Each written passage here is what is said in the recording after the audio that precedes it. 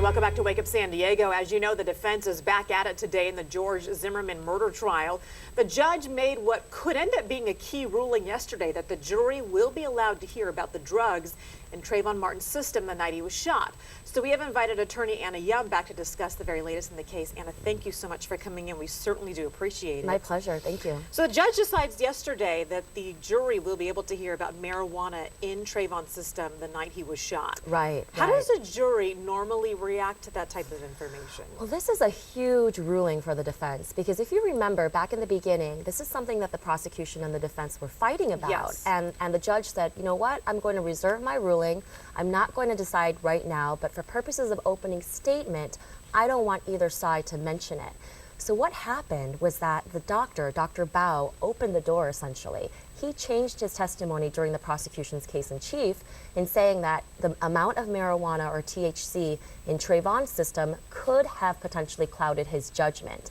And that's the reason why the judge is saying, okay, defense, it's fair game. Now you can indicate with your experts why that would be relevant for your case. And of course, the prosecution can rebut that with their own experts. Now, we're talking about marijuana here. So does the jury, how do they react to something like that? Because it's not like we're talking about a hallucinogenic drug. Right. My opinion on this is that the amount of THC in Trayvon's system was not so substantial. It wasn't indicative of him being a regular pot smoker. So I really don't think that it's going to be something that the jury really relies upon in their deliberations. That's just my opinion. However, I think that it's just one more thing that the defense can argue when they argue, listen, George Zimmerman is saying that Trayvon attacked him, and this marijuana could have clouded his judgment. So it's just another building block that the defense is utilizing. And keep in mind, it's the prosecutor's burden to prove beyond a reasonable doubt that it was not self-defense. And I think this is going to affect the prosecution in that regard. It may make them look a little differently at Trayvon's character if they decide to judge him in that manner as well. Absolutely.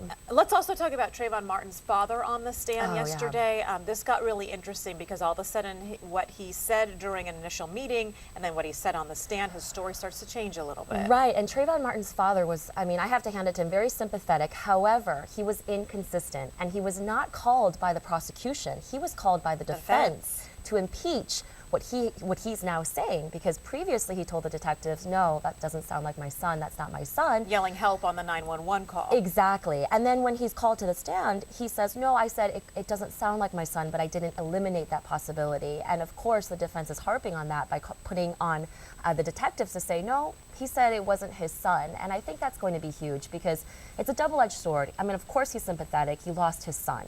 At the same time, the jurors are going to say, well, his own father can't recognize his voice. Sure. What are we supposed to decide right now? We just have about 10 more seconds here, but what is your thought going forward now that the defense has stepped into the game here? Your thoughts now? I think that they've been in the driver's seat ever since after the opening statement, and they haven't looked back. I think the defense is gaining momentum. I think it's going to be very difficult for the prosecutor to prove beyond a reasonable doubt that it was not self-defense.